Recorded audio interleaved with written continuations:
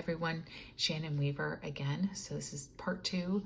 I am going to share what I have written out, part of my testimonies, what I've journaled. And I say testimonies plural as in testimonies to different situations that have happened. So I don't have a full blown testimony altogether, just because for me, everything happened over multiple years from 2020 until the end of, or till 2024.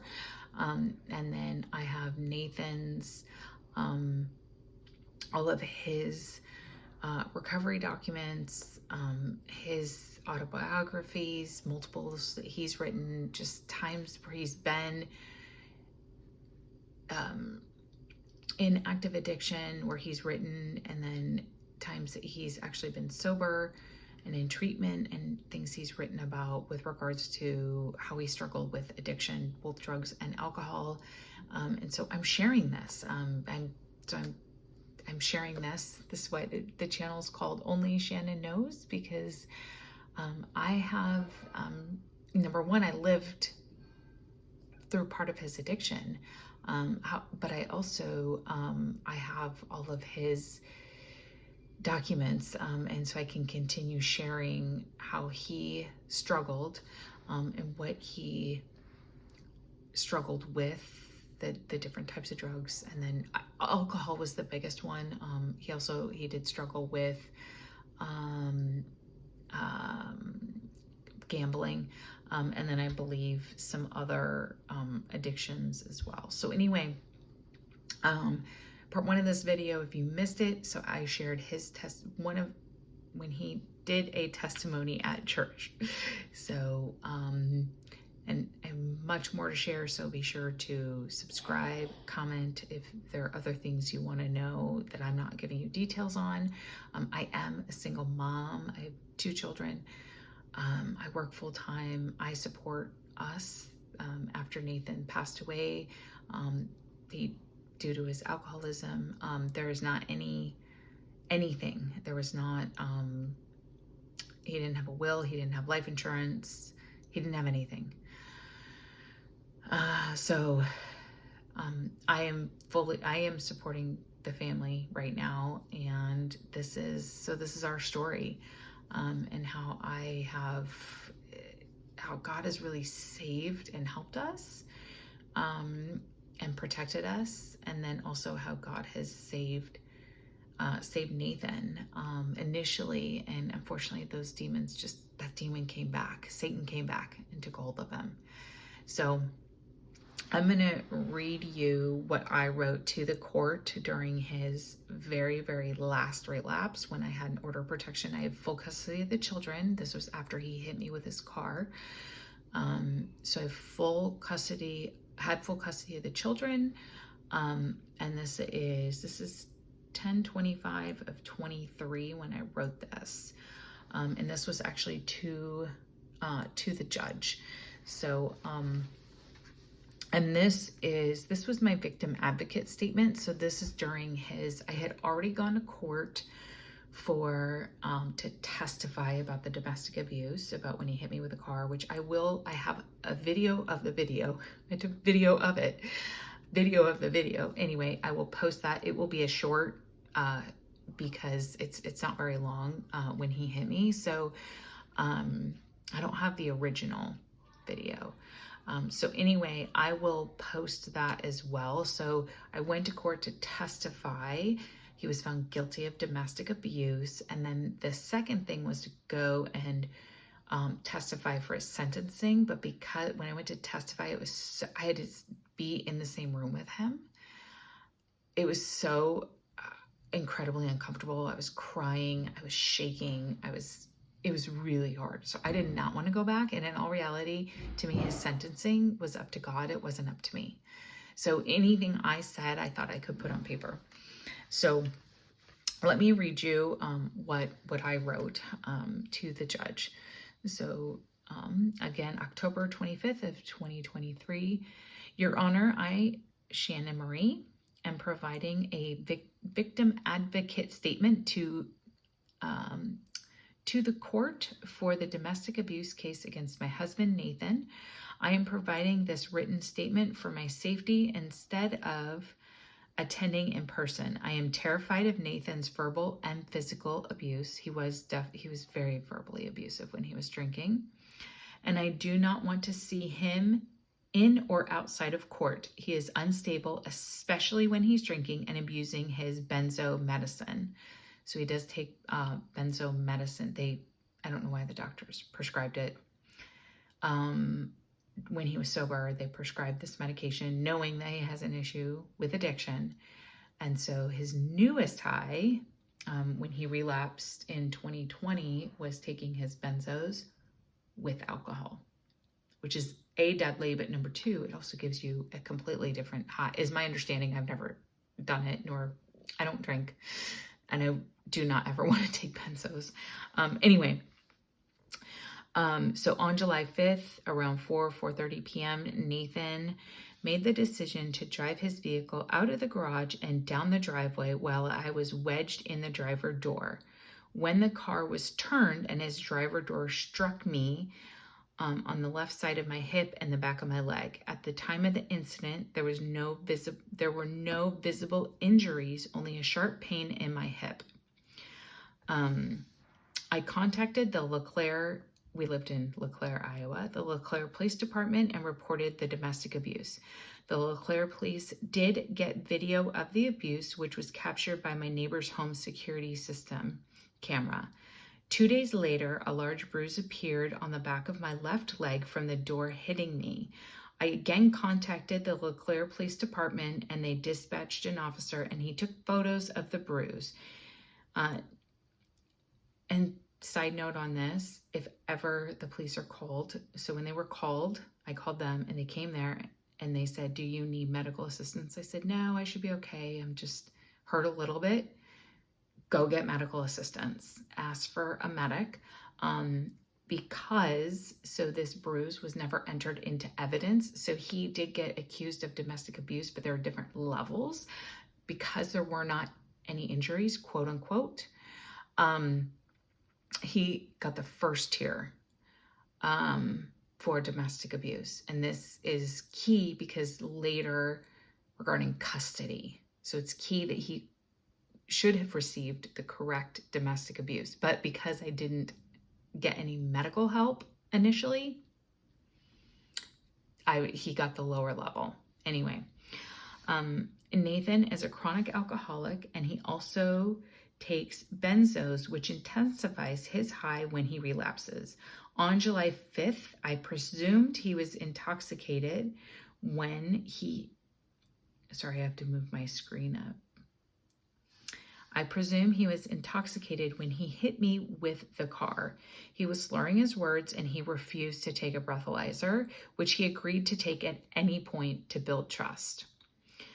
When he was arrested, so the next day at 10 a.m. for hitting me with his car, he had 2 cans of alcohol in the car. He bailed himself out of jail within 2 hours of being arrested and did not appear for the initial domestic abuse hearing where he needed to enter a plea. Due to missing his court date, a warrant was issued for his arrest. Nathan's alcoholism and drug abuse has affected our family negatively, including domestic abuse and advances. I don't think I can say the actual word. It starts with an S. Advances. After I said no 5 times. So he was trying to take my pants off. And I said no 5 times. As he was undoing them, he eventually stopped. As I started looking for my phone to call 911, he did stop. Lesson learned. I should have called 911 at that point.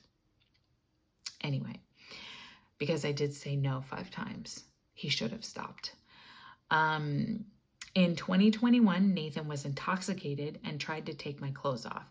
After saying no 5 times, he finally stopped and passed out. I did not press charges. However, I contacted the police and the next day when Nathan changed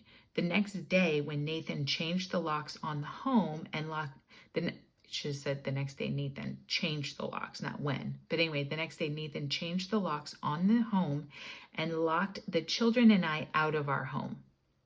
I explained Nathan's alcoholism and drug use and how he tried to remove my clothing even though I said no 5 times. The police asked me to file a no contact order to protect the children and I from Nathan. So this was during his second relapse.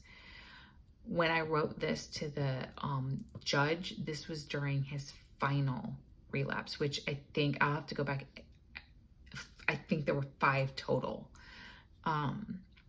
I filed the order the next day, and the order was issued protecting myself, Daniel, and Hannah.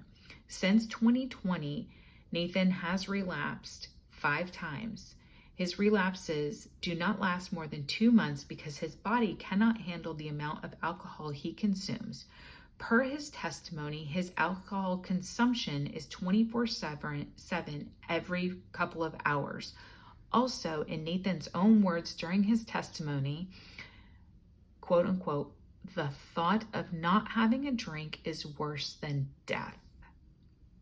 During his 5 relapses, he has ruined 4 hotels with feces, vomit, urine, blood, and the rooms were filled with empty alcohol bottles. In 2021, Nathan caused $7,000 worth of damage at the Fairfield Inn, and the hotel manager, which I have her name, so I'm not going to say her name, stated she thought Nathan had died because there was so much blood in the hotel room. And then I have attached, I can show you the photos. So here's one that actually goes like this.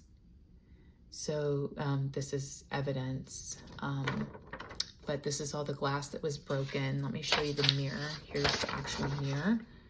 We have no idea, this is in the hotel room, no idea how the mirror got broken at all. This was the bed. And it's hard to see because this is a picture of a photo, but this is urine, and then this is that's all blood. Again, no sheets. Weird. All his hotel rooms, he takes his sheets off. So that's the mattress. And the hotel manager thought, when she saw that he had passed away. So he left that hotel in a stretcher, meaning not in a stretcher as in a body bag, but he left it in with the paramedics. And so she thought he wasn't coming back. And then here's another photo. They're the bed sheets with more blood on them, more sheets, Target bags. That one doesn't really have, here's another, the other one didn't really have, it just showed the same bed again, so I'm not going to show it, but here's like the alcohol. There were 2 beds in there. But I mean, this is the hotel room. I can't remember how long he was here, 7 days maybe, but I mean, look at this disaster. And this is not the person I married. I mean, look at this. This is the bathroom. So I don't know if that's feces or vomit, but there is empty alcohol. Yeah. And another bed, like blood on the bed. So he had to get staples. And what happened is he fell into the mirror and it cut his leg, and he had to get staples in his leg, which is why there was blood everywhere. So that's the hotel room I was mentioning.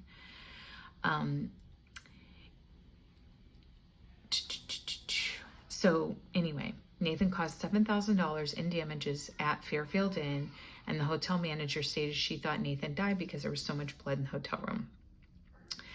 Nathan caused $1,000 worth of damage at the Relax Inn, which I drove by that place, and there were people shooting up outside. It really scary place. Anyway, so the second hotel he went to, so he went and he got sober.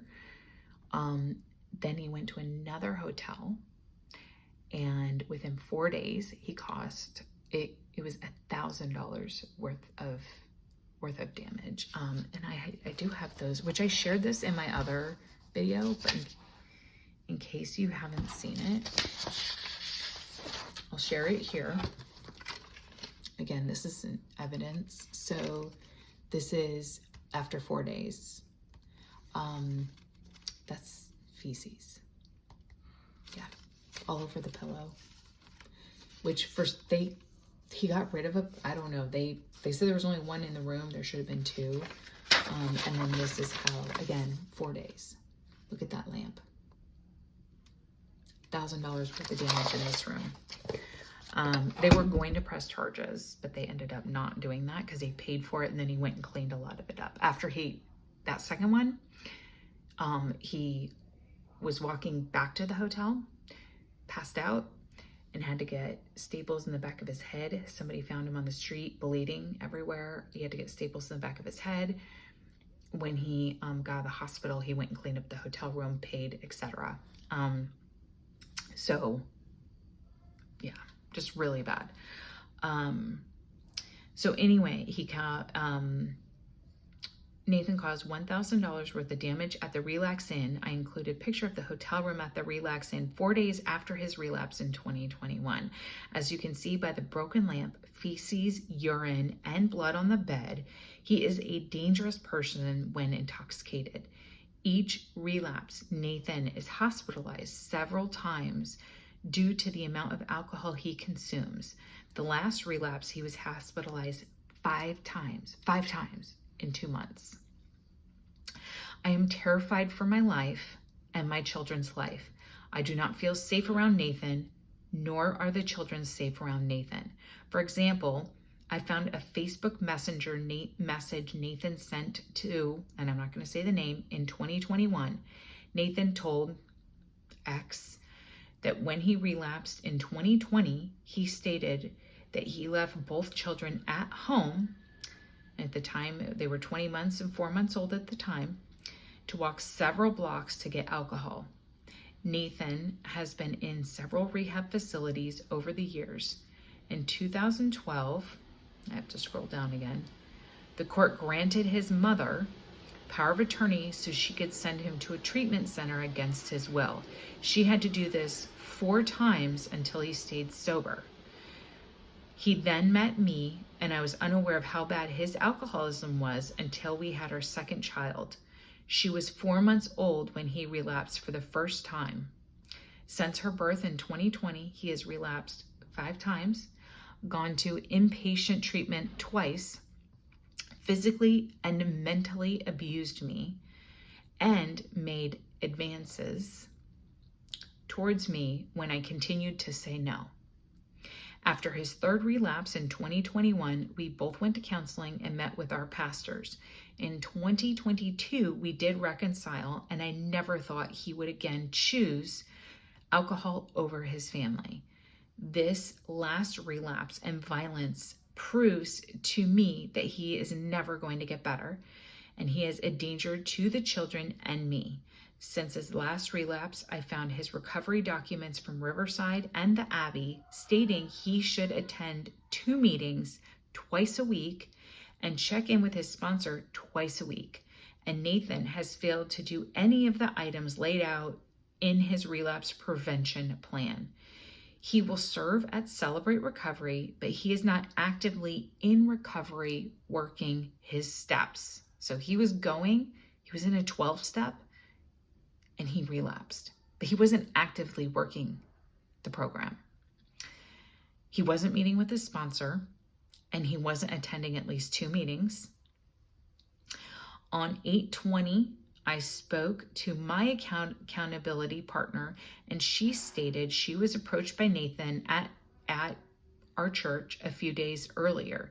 Nathan told her, quote, "Whatever Shannon wants, I will do, but I will always stay married to her, and a piece of paper doesn't change that," end quote. While he was having this conversation with Danette, he waved his wedding ring in front of her face. She stated that she was so uncomfortable, she recommended I do not return to church for my safety. So we moved churches. On 8/19, I was approached by 2 church members at the same church asking to discuss supervised visits with Nathan and the children. They stated Nathan approached them and asked them if he could have supervised visits at their house with the children. Nathan was not granted visitation with the children for their safety, but he was still coordinating supervised visitation.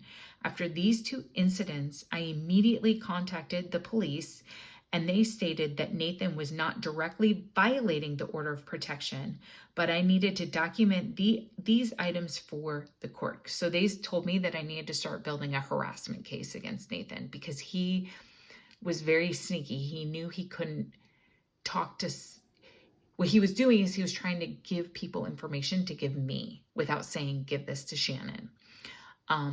However, it was still harassment. And so I had to start documenting all of that, which I did. On October 20, 2023, Nathan posted a photo of the children and himself on his Facebook page, which was it's going to say it now. This is a violation of the civil order of protection, and I give the case number, per the victim advocate at the Scott County Attorney's Office.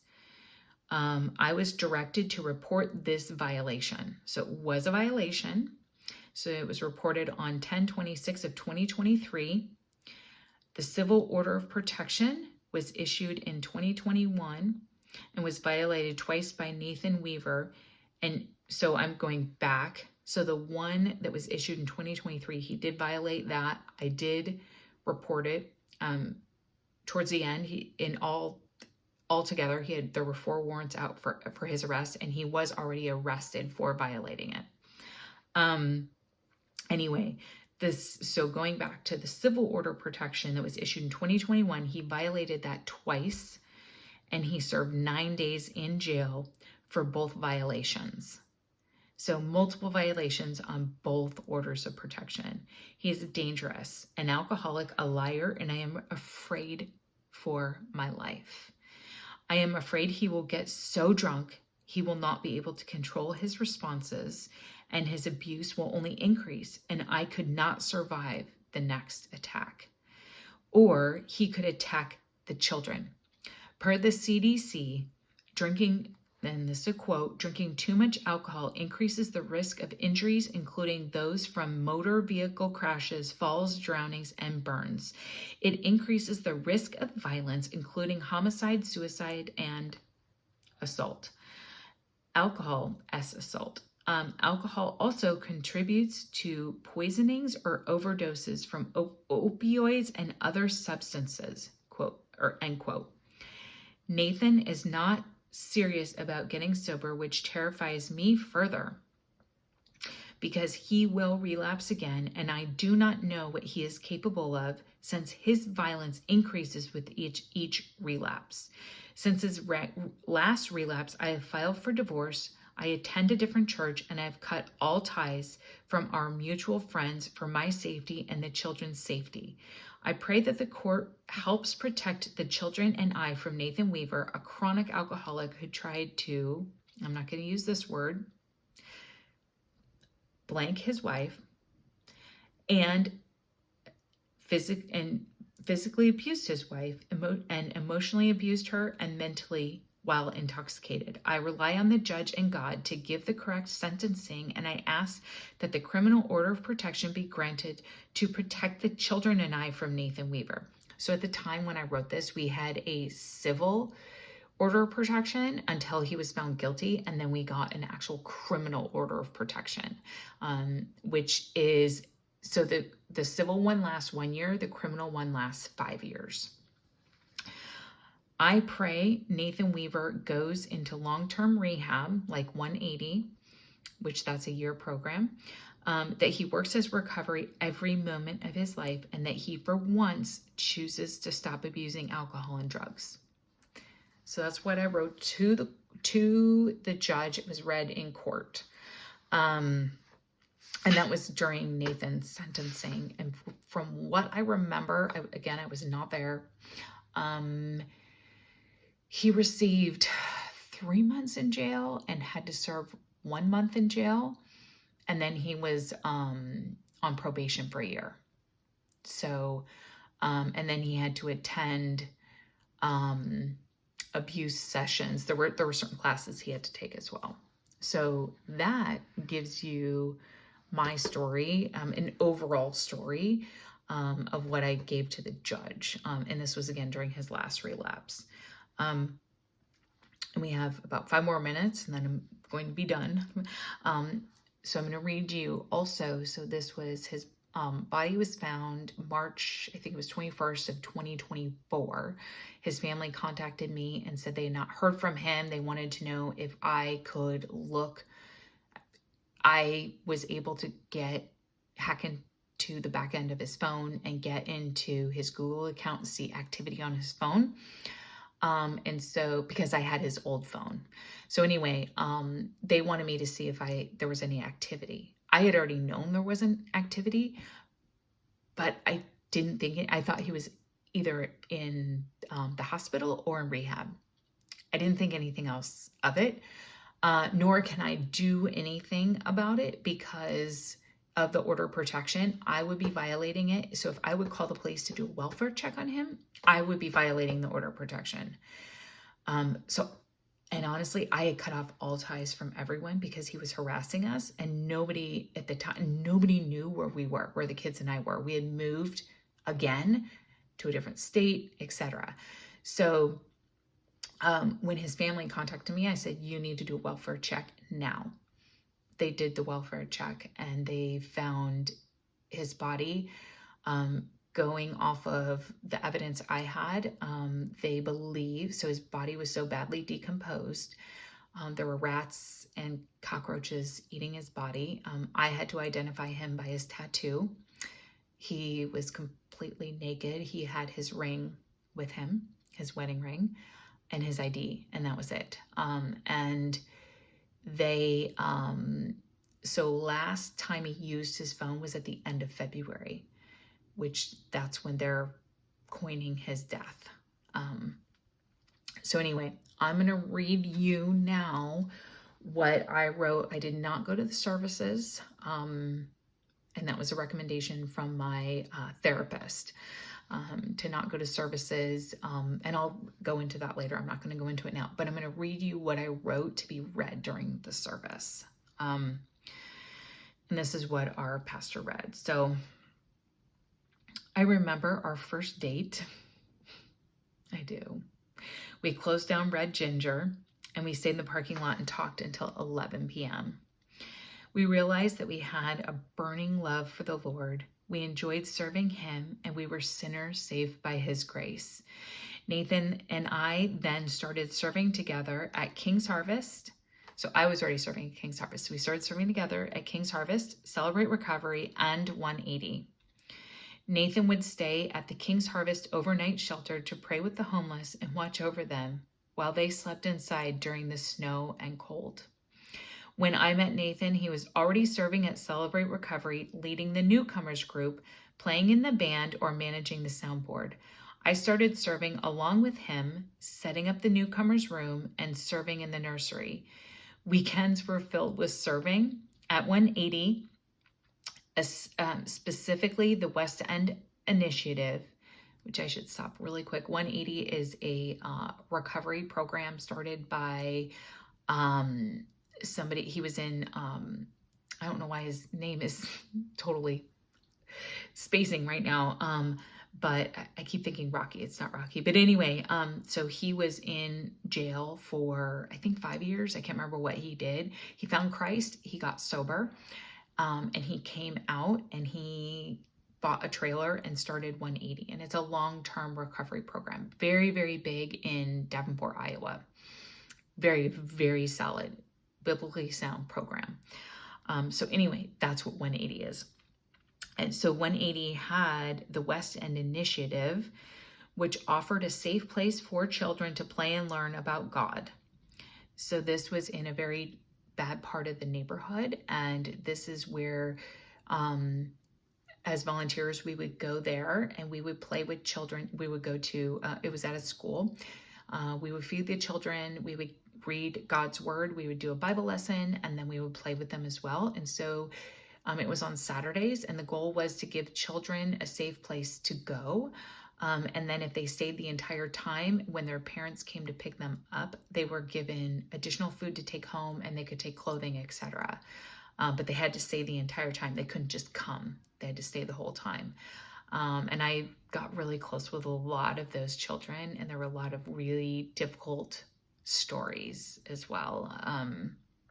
So the goal was to hopefully it would keep the kids off the streets and away from the drugs and the alcohol that was on the street. So anyway, that's what West End Initiative was. So we both started serving there.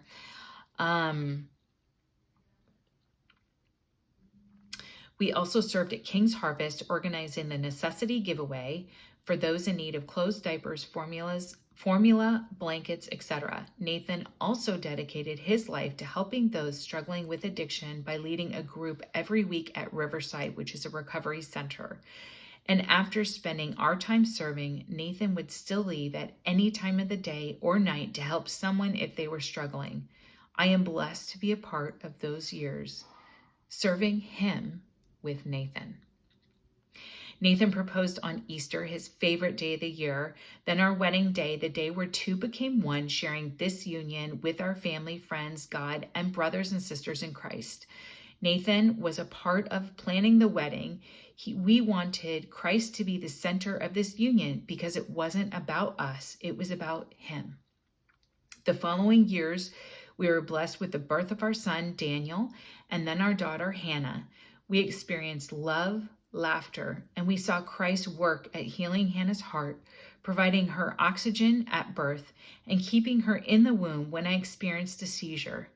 The doctors were left speechless, but Nate and I knew who was the healer. Nathan loved his family. He would take care of each of us when we were sick, including sleeping on the hard floor when the children were in their beds.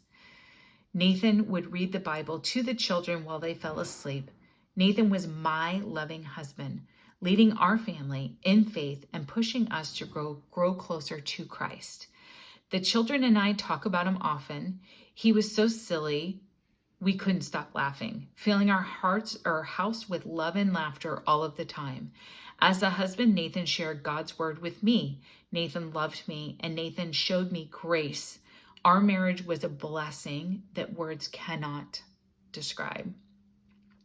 During Nathan's last years, sin crept back in, triggering his illness and bringing me to tears, begging God to help Nathan overcome his addiction. Even though we were living away from Nathan, Daniel and Hannah prayed for their daddy all the time, even reminding me to pray for him because that is how much they loved him. After Nathan's passing, Daniel told me, "Mommy, I am sad and happy Daddy is gone. Sad because I know I won't see him for a very long time, but happy he is in heaven." Daniel was 4 at the time of this. Our hearts are breaking, but we know he has a plan for our broken hearts. Isaiah 40:28-31, he gives strength to the weary and increases the power of the weak. Even youths grow tired and weary, and young men stumble and fall, but those who hope in the Lord will renew their strength. And that was my testimony and my letter that was read during his service. And throughout the next weeks, months, I will continue to share more. So continue to subscribe, like, comment what you're looking for, how I can help, what I can share.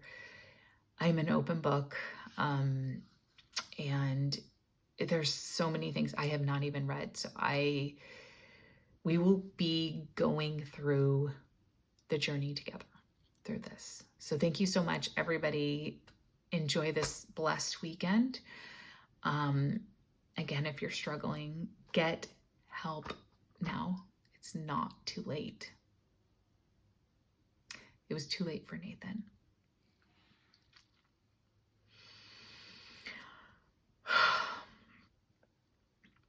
And don't be the person that wishes that they did something before it's too late. Because I know in my heart, he never wanted his children to be without their dad. And while I was fighting for full custody, I was 100% going to go through the divorce. I already had a plan I had a treatment center. I had intervention. I had things planned where he could have seen his children eventually as long as he was sober. I did so much research and I had a plan. I'm hoping I'm hoping God would have liked the plan if Nathan would have decided to make the decision to turn his life back over to Christ. But that is my story. And thank you so much for listening. And I just be praying over what else God wants me to share with everybody. Have a good evening.